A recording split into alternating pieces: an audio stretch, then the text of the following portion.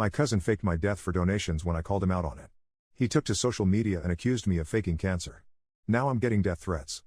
I was diagnosed with Hodgkin lymphoma when I was just 23 years old.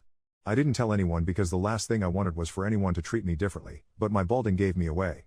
So when my cousin Victor came over and saw my entire wig fall off, I had to tell him the truth. At first he started laughing, but when I told him it wasn't a joke, his eyes welled up with tears. "I'm so sorry, cousin. I love you. We can make it through this." I hugged him back and he proceeded to pull my wig off again, saying he wanted to see the real me. This made me feel confident that he wouldn't treat me like I was made of glass. Well, the cancer started getting worse. I literally looked like one of those zombies from Plants vs. Zombies. So when Victor texted to confirm whether or not I could attend his birthday, I told him no, and proceeded to send him $300 as an apology and early birthday gift. My explanation?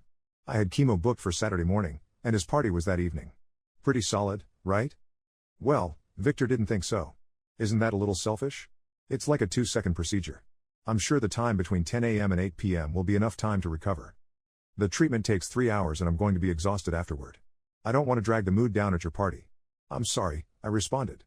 I thought it would end there, but it didn't. Victor told me that if I didn't want people to treat me differently for having cancer, then I shouldn't use it as an excuse to be a disappointing cousin. I didn't even reply to that because I knew if the conversation continued, I had a 100% chance of saying something I'd regret. As predicted, I ended up resting all day. I felt like an animal in hibernation or something, but I woke up to 37 missed calls and over 99 unanswered texts. As I scrolled through, I saw that everyone was texting me asking if I was okay because Victor had posted that I was in critical condition. Then Victor called. "I hope you're calling to thank me," he interrupted, his voice dripping with fakeness, but I couldn't confront him through the screen, so I settled for hanging up. That day was literally every nightmare I ever had come true. All of the people I disliked were reposting the anonymous GoFundMe on Instagram, captioned with the amount they had donated, and at least 1/3 of the texts were people sending me TikTok links to holistic healing nonsense. One was literally of a person saying they cured their stage 4 lung cancer from drinking celery juice, with a commission link in bio for the magic blender they used. All this made me want to isolate myself even more, especially from Victor. I didn't reply to anyone except my mom, who asked if I was doing okay. Honestly, that month without Victor and his drama was pretty peaceful. It gave me a lot less to think about and meant I could rest more. I also had more money because I didn't have to send people money all the time to compensate for not spending time with them. This also meant Victor had more attention and donations coming his way, because on his Instagram stories, he would update his followers every day on how I was supposedly doing and claim that he was the only family member I was willing to talk to. Of course, every story included a link to a charity I'd never heard of before that claimed to support all my daily expenses. We both knew it was a lie, but I didn't have the energy to deal with him. Honestly, my plan was to just let him do his thing until I got better. But when donations began to dwindle, he escalated his deception. At my expense, of course. He started taking old photos he had of me and using AI to edit them, making me look like I was on death's doorstep. Then he told everyone I had been misdiagnosed and actually had stage 4 lung cancer instead of Hodgkin lymphoma. He claimed that if I didn't get life-saving, very expensive surgery within the next week, I was guaranteed to die. That's when I finally decided that enough was enough. I told him if he didn't take it down, I would expose him for his past nonsense. He didn't respond, but he did take it down. Well, kind of. 3 days later, I woke up to see that he had simply shifted his strategy. Using fake screenshots and old photos of me, Victor told his 300,000 followers that I had faked having cancer entirely. That I did it all for the money and sympathy. The accusation hit me like a physical blow, knocking the air from my lungs as I stared at my phone screen in disbelief. The irony was suffocating. He was accusing me of the exact thing he had been doing all along. My hands trembled as I clicked the link, dreading what I would find but knowing I needed to see it. I stared at my phone. The screen glowed with Victor's latest post. His perfectly filtered face beaming with fake sincerity as he exposed me to his followers. On his YouTube channel, he'd posted a 15-minute video titled "Cousin Faked Cancer for Money with Proof."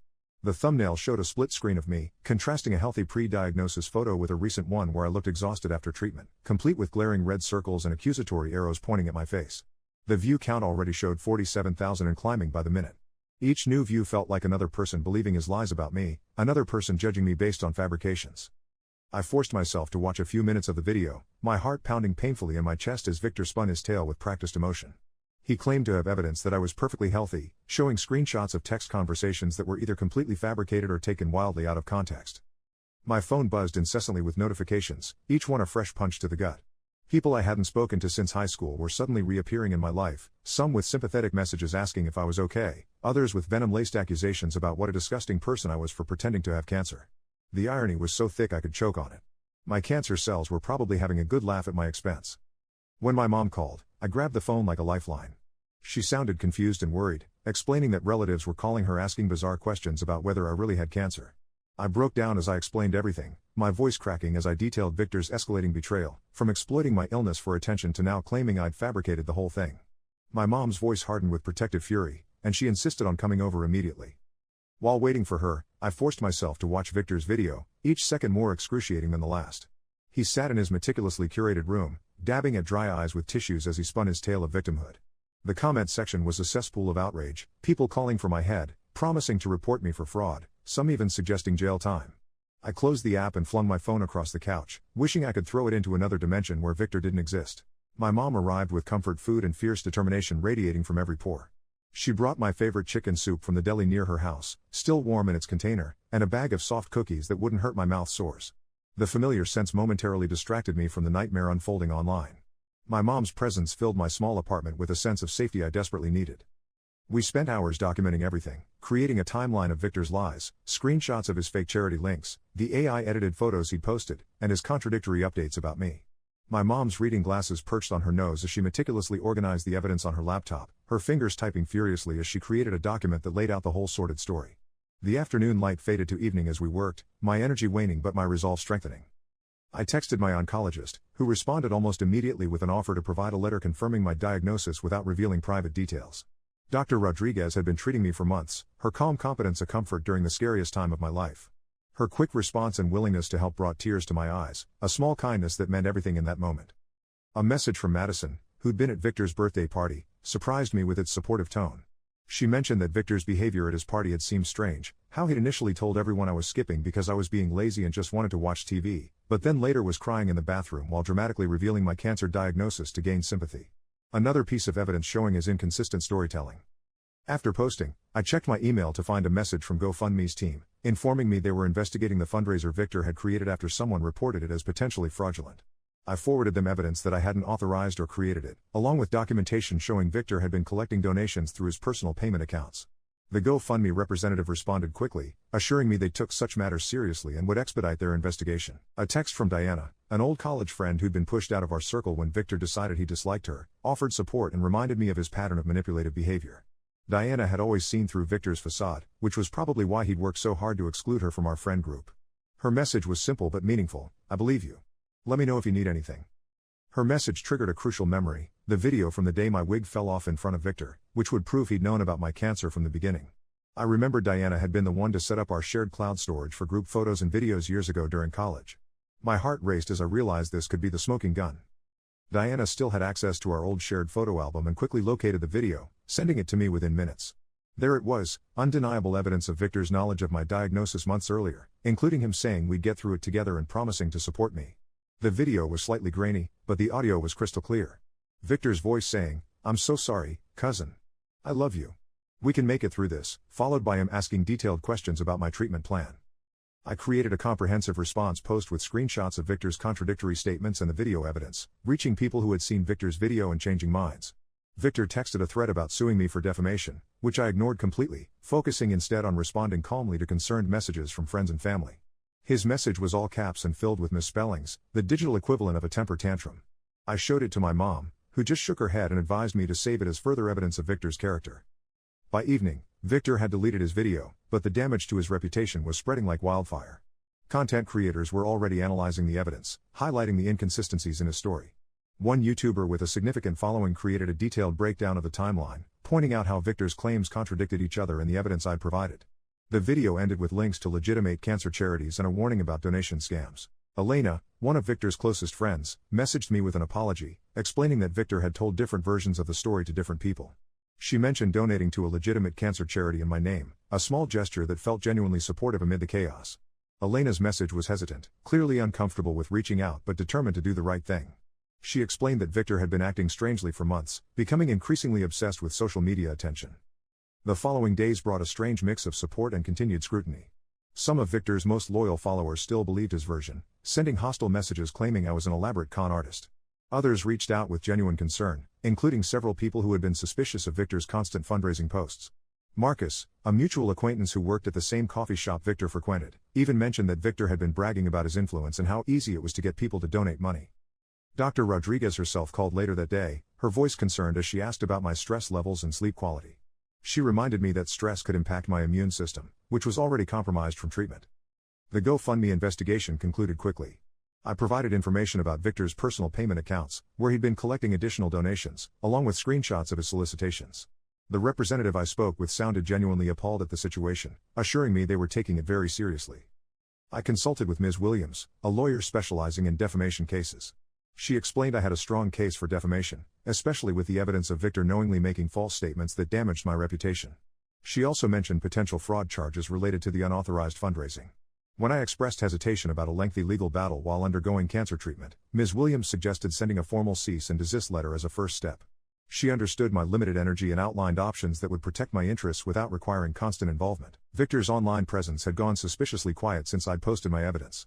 His Instagram stories stopped, his YouTube channel went dark, and according to mutual friends, he'd made his Twitter account private. The silence felt ominous rather than reassuring. The absence of his constant posts was jarring after months of his daily updates about me. The quiet made me uneasy, like the stillness before a storm. 3 days after my consultation with Ms. Williams, I received a text from an unknown number. It was Victor's mother, asking if we could meet to discuss the unfortunate situation between me and her son. I showed the message to my mom, who immediately advised caution. We agreed to meet in a public place, a quiet cafe near my apartment. The cafe was one I frequented during my better days, with comfortable chairs and staff who knew me well enough to start preparing my usual herbal tea when they saw me coming. Victor's mother arrived alone, looking tired and considerably less polished than her son's carefully curated appearance. Her hair was pulled back in a simple ponytail, and she wore minimal makeup that couldn't quite hide the dark circles under her eyes. She apologized immediately for Victor's behavior, explaining that she discovered what was happening when one of her colleagues showed her the video. She seemed genuinely horrified, especially about the fraudulent fundraising. She told me Victor had always struggled with truth-telling and attention-seeking, but this was beyond anything they'd seen before. They were getting him into therapy, and she wanted to make things right financially.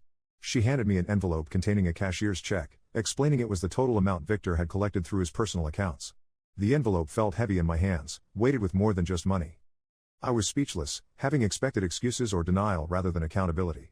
I told her I appreciated the gesture but was still considering legal options. She nodded, understanding completely, and said they would cooperate with whatever I decided. The afternoon sun streamed through the cafe windows, highlighting the genuine distress on her face as she spoke about her son's actions. As she was leaving, she paused and told me she was sorry about my cancer and wished me strength in my treatment. The sincerity in her voice brought unexpected tears to my eyes. It was the simple human acknowledgement I had wanted from the beginning, not performative sympathy or dramatic declarations, just quiet understanding.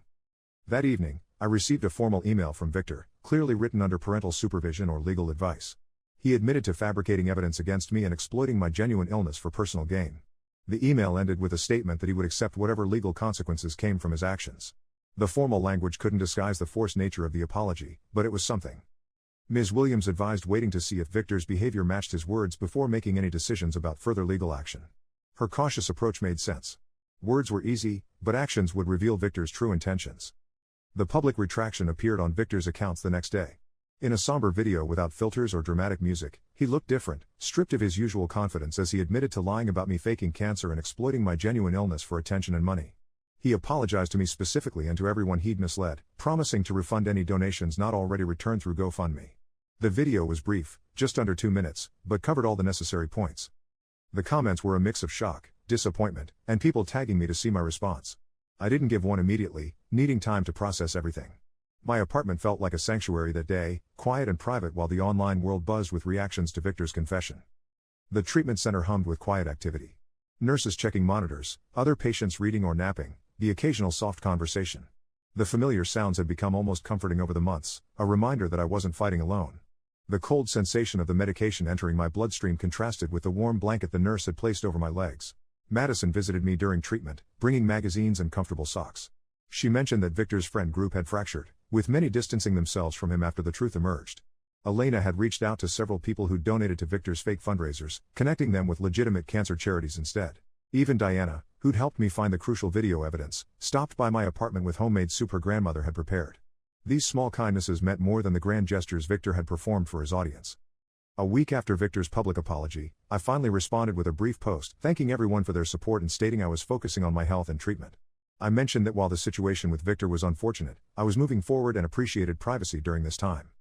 I didn't mention the legal aspects, as Ms. Williams and I had decided to accept Victor's public retraction and his mother's financial restitution rather than pursue further legal action, provided Victor maintained his distance and continued therapy. My mom thought I was being too lenient, but understood my desire to focus energy on healing rather than prolonged legal battles. She expressed her concerns during our weekly dinner at my apartment, her hands gesturing emphatically as she argued that Victor deserved harsher consequences. I explained that pursuing legal action would drain energy I needed for healing and that sometimes walking away was the stronger choice. Eventually, she nodded, respecting my decision, even if she didn't fully agree. The cancer journey continued with its ups and downs. Good days where I almost felt normal, terrible ones where even breathing seemed like too much effort. Through it all, I discovered who my real friends were, the ones who showed up consistently without making it about themselves. Madison became a regular visitor, bringing terrible jokes and good company.